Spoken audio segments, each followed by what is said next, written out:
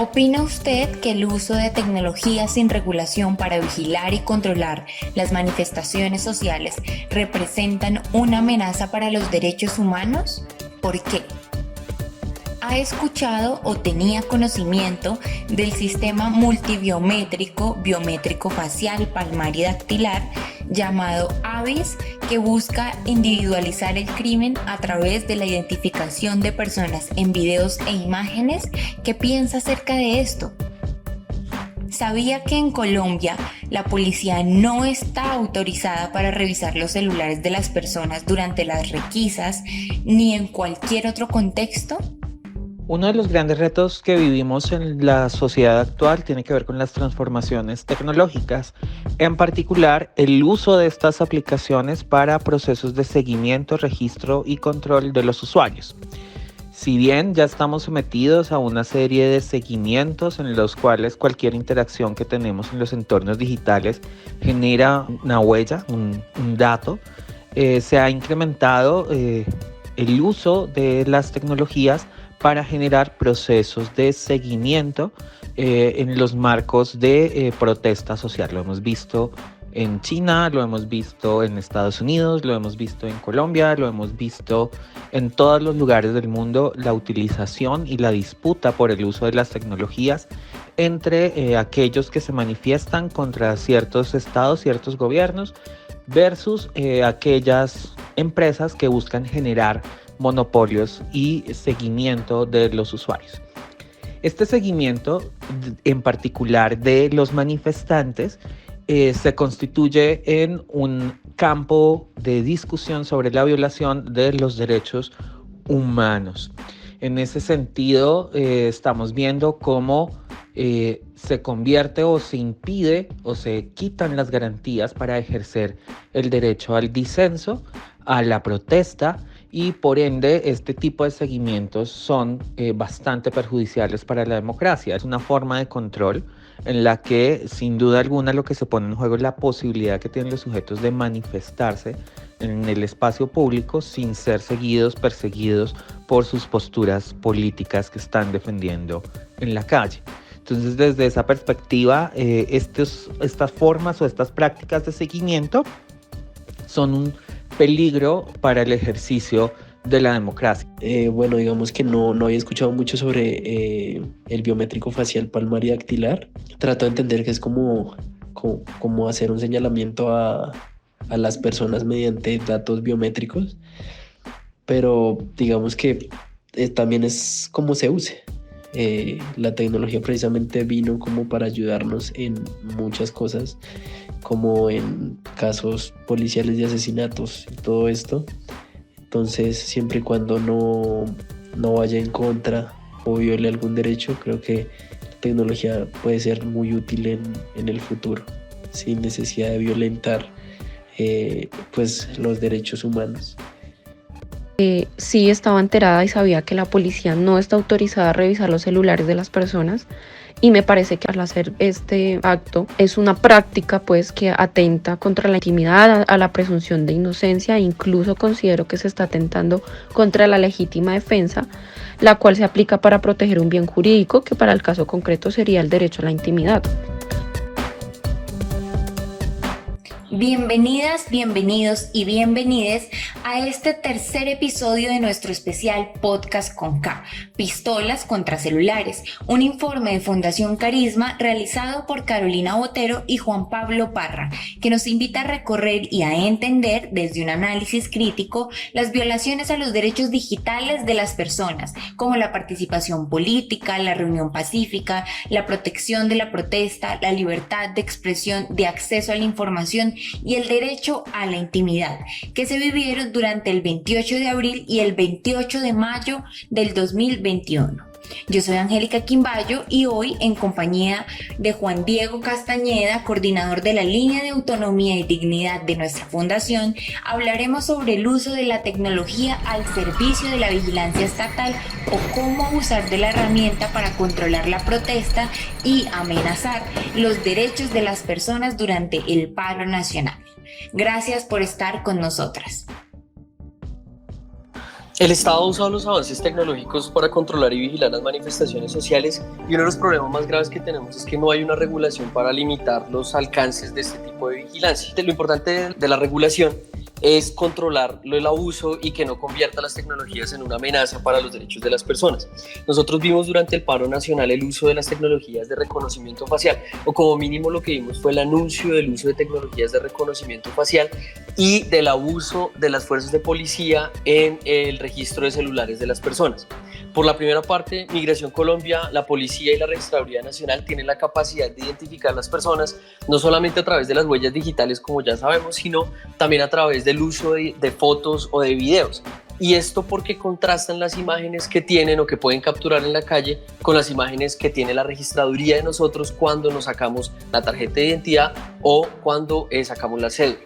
La registraduría administra el Sistema Nacional de Identidad, que desde el 2018 cuenta con una tecnología de reconocimiento facial y contiene datos de todas las personas mayores de 7 años que han sacado la tarjeta de identidad o la cédula, como decía, y se ofrece como un servicio a terceros, por ejemplo al sector privado o a otras entidades del Estado. En este caso se ofrece a la fuerza pública y en particular, como nos habían informado desde el año pasado, utilizan el sistema de reconocimiento facial, o más bien procesan las imágenes que tienen ellos y hacen reconocimiento facial con el fin de hacer investigación criminal.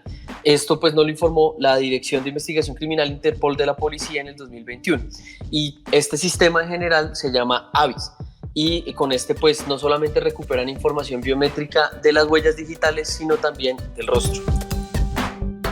Así es. Y la policía tiene más. En noviembre del 2019 estrenó una cámara para monitorear las manifestaciones en Bogotá y en Medellín.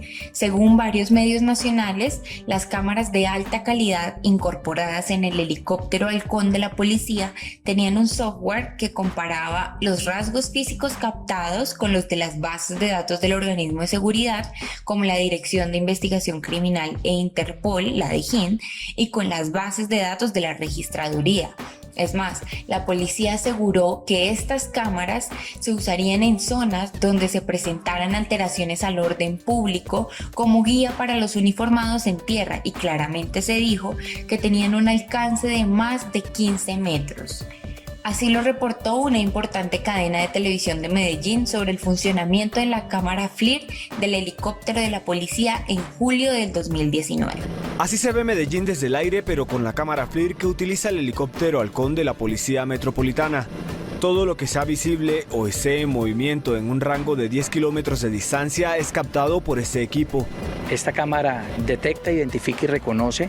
Ella puede identificar a 10 personas, puede detectar hasta de 4 a 7 kilómetros y puede reconocer básicamente de 2 a 4 kilómetros. A su potencia de observación se suman los sensores para operar de noche y un láser que funciona como anclaje de objetivos, que permite hacerle seguimiento a vehículos, personas u objetos sin perder su rumbo.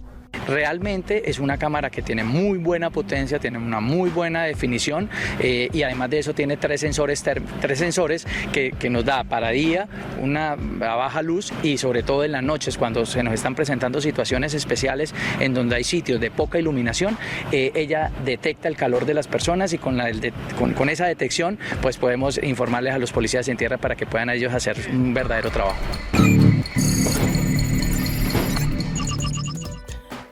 Durante el paro nacional en 2021, personas en Bogotá, Cali y Buga, a través de redes sociales y distintos medios registraron y reportaron la presencia de helicópteros militares que sobrevolaban las protestas. Uno de esos casos tenía que ver con un helicóptero de guerra, el Black Hawk, en distintas localidades de Bogotá la noche del 4 de mayo. Y pues esto naturalmente generó temor entre la ciudadanía. El problema del uso de estos helicópteros y de los anuncios que se hacen en relación con esta tecnología tiene que ver con que la policía antes de las protestas, esto incluso lo vimos en el 2019, la policía antes de las protestas anuncia que va a utilizar helicópteros que tienen montadas cámaras que tienen una gran capacidad. Y lo importante de estas cámaras es que son capaces o serían capaces de captar información o fotos, fotografías de los rostros de las personas. Pero esto por sí mismo no hace nada, tienen que actuar en conjunto con la registraduría, por ejemplo, para de allí extraer los datos con los cuales se va a comparar las imágenes que captura el helicóptero. El problema con la forma en la que el Estado utiliza esta biometría es primero que no está bien regulado en la ley. Los datos biométricos son datos sensibles y en general está prohibido el tratamiento de estos datos. Una excepción es que haya consentimiento o que una ley lo autorice. Pero cuando las agencias del Estado quieren usar datos biométricos, por ejemplo para la cédula, el consentimiento no es la vía, ya que no tiene sentido expedir documentos de identidad y tener datos como las huellas de unas personas sí y otras no. Es decir, las personas no pueden ir a la registraduría y decir si quieren incluir las huellas o no las quieren incluir en la cédula. Entonces, por eso tiene que ser una obligación legal. De acuerdo con la Corte Constitucional, entonces, para que haya una obligación legal de entregar datos biométricos, es necesario que la ley sea estatutaria. Eso quiere decir que ha pasado por un proceso mucho más fuerte de debate dentro del Congreso y que además esta obligación responda a principios de necesidad y proporcionalidad. En Colombia no tenemos una ley que nos obligue a entregar datos biométricos, que sea una ley estatutaria y que además sea necesaria y proporcional. Segundo, no todas las tecnologías de biometría son iguales. Para que el reconocimiento facial funcione, es necesario primero tener una base de datos donde identificamos a las personas con sus fotografías para que sirva de línea base con la cual podemos contrastar las imágenes que encontramos o que se pueden capturar con cámaras de vigilancia, con fotografías, con información de redes sociales o incluso con las cámaras que ha anunciado la policía que montan estos helicópteros. Entonces, una base de este estilo la está proveyendo en este momento la registraduría. Cuando vamos a sacarnos la tarjeta de identidad o la cédula, la registraduría toma una foto de nosotros y esas fotos ahora las están procesando para permitirle a empresas o a otras agencias del Estado hacer el reconocimiento facial. El problema es que no podemos saber, a diferencia de lo que pasa con la huella en muchos casos, no podemos saber cuándo han utilizado esa información para hacer el reconocimiento biométrico. Entonces, como es difícil gobernar y es difícil saber dónde aparecen estas tecnologías, es difícil poner reglas para el momento en el que debamos utilizarlas. Esto significa que podemos utilizar una cámara con reconocimiento facial, es decir, una cámara en alta resolución que pueda conectarse directamente con la registraduría o una cámara en alta resolución que simplemente guarde esas imágenes que luego se le preguntará a la registraduría quién identifica allí en cualquier parte. Podemos poner estas imágenes a la salida de universidades, por ejemplo, podemos poner estas cámaras en las entradas de las plazas públicas en Colombia y esto hace muy difícil ejercer el derecho, por ejemplo, a la protesta, porque en últimas implica que las personas aparecen y están sobre la amenaza de identificación constante en un espacio público donde de entrada tenemos que explicar por qué queremos identificar a las personas. Finalmente, como toda tecnología de identificación biométrica, pues la tecnología de reconocimiento facial tiene errores. Y esto es un problema porque necesitamos protocolos, necesitamos guías para saber qué hacemos en caso de errores, para entender cuáles son los márgenes de error aceptables y en últimas que los errores de la tecnología no terminen cargados en una persona. Es decir, ¿qué pasa cuando una persona es identificada erróneamente dentro de una protesta y esta información resulta cargándose en el deber de la persona de aparecer en un proceso? Bueno, estos son los problemas que necesitamos solucionar y que no tenemos solucionados en Colombia en este momento.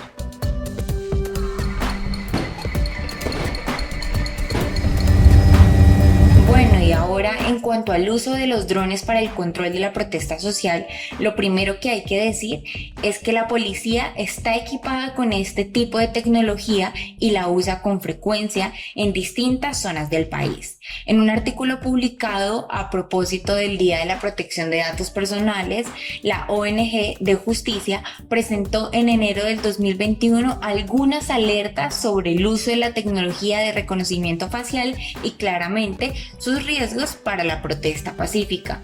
Abro comillas, un día antes del inicio de las protestas del 21N en 2019, la policía anunció en medios de comunicación que un helicóptero equipado con FRT sobrevolaría Bogotá durante las manifestaciones.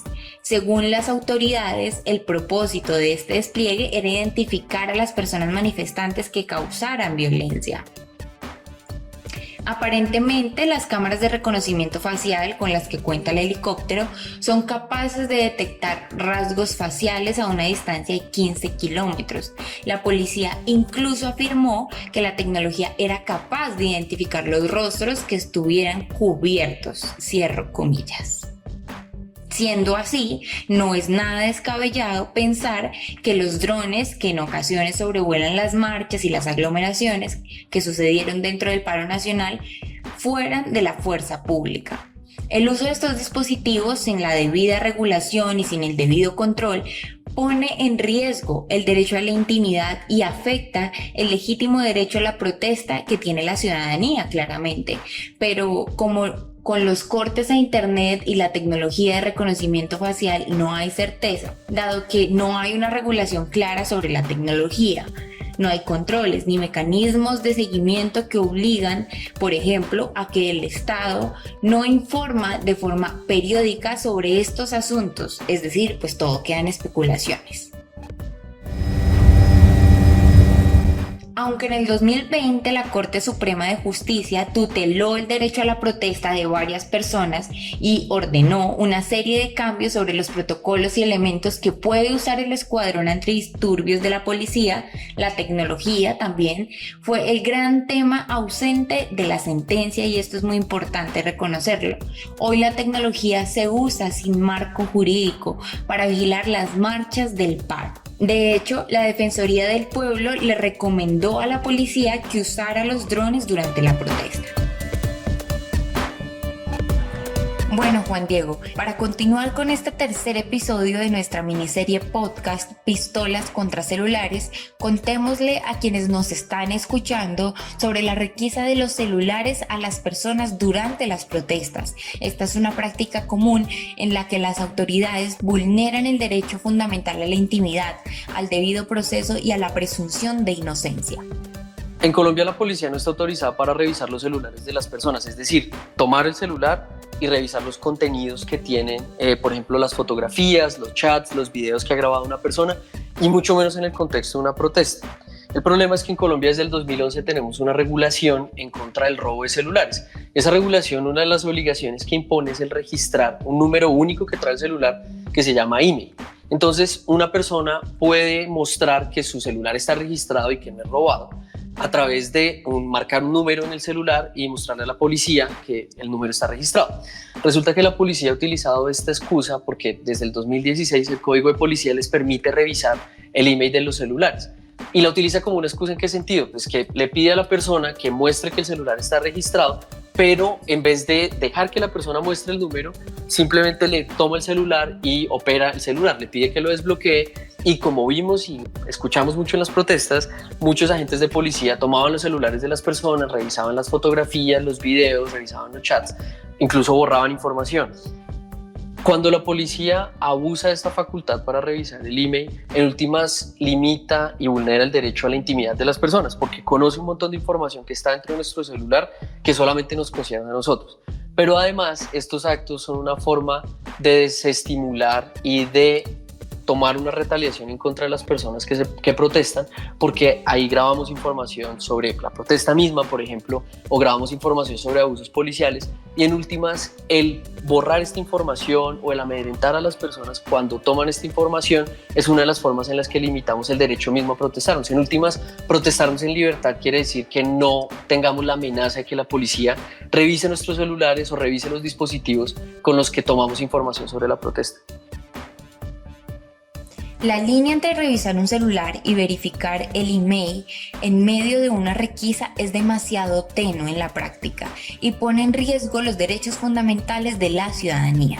En el contexto de una requisa es muy difícil explicar a un policía las precisiones técnicas y jurídicas del caso, y muchas personas pueden acceder a entregar el celular al sentirse intimidados o intimidadas, de tal forma que la existencia de la política del email es un riesgo para los derechos fundamentales de la ciudadanía, ya que esta es una excusa de los policías para acceder a los celulares. Para finalizar, nuestras recomendaciones en este punto. Bueno, primero, las tecnologías de vigilancia que se utilicen durante las protestas, en particular por la fuerza pública, son una forma de limitar derechos fundamentales y por tanto tienen que responder a los estándares que ya conocemos. Primero, de legalidad, es decir, tienen que estar establecidas en la ley, luego tienen que ser necesarias para el fin que se buscan, y además tienen que ser proporcionales. Esto significa que el daño que causen no puede ser mayor a el beneficio que puedan reportar. Lo segundo es que en otros países pues ya sabemos que el reconocimiento facial ha sido o suspendido o incluso prohibido, justamente por el potencial de abuso que tiene. Como decía, cualquier persona puede ser sujeta a reconocimiento facial si tenemos una base contra la cual contrastar su rostro y una imagen que queremos contrastar. Esa base ya la está entregando hoy la registraduría y podría profundizar esta posibilidad de vigilancia en las calles constante. Y lo tercero es que la tecnología que se usa en las protestas debería estar regulada. ¿Qué significa esto? Debería tener protocolos de uso, debería haber procedimientos, debería haber mecanismos de revisión y mecanismos de vigilancia del uso de esa tecnología para garantizar que no estamos abusando de esas tecnologías. Desafortunadamente en Colombia no tenemos muchas prácticas y muchos mecanismos de vigilancia para evitar el abuso y por eso es muy importante que recalquemos la necesidad de estos controles a las tecnologías que utilizamos durante la protesta. Gracias por acompañarnos en este tercer episodio de Podcast con K, Pistolas contra Celulares. Recuerden que son 4 episodios en donde traemos información muy importante para recorrer y entender de forma crítica las violaciones a los derechos digitales de las personas en lo que corresponde al paro nacional en Colombia. No se pierdan nuestro siguiente episodio en donde hablaremos sobre la responsabilidad de las plataformas. Les invitamos a estar pendientes de todas nuestras redes sociales. Estamos presentes en YouTube, Facebook, Instagram y Twitter y a profundizar sobre nuestro informe Pistolas contra Celulares en https://bit.ly/pistolas contra celulares. Este material circula bajo una licencia Creative Commons CC by SA 4.0.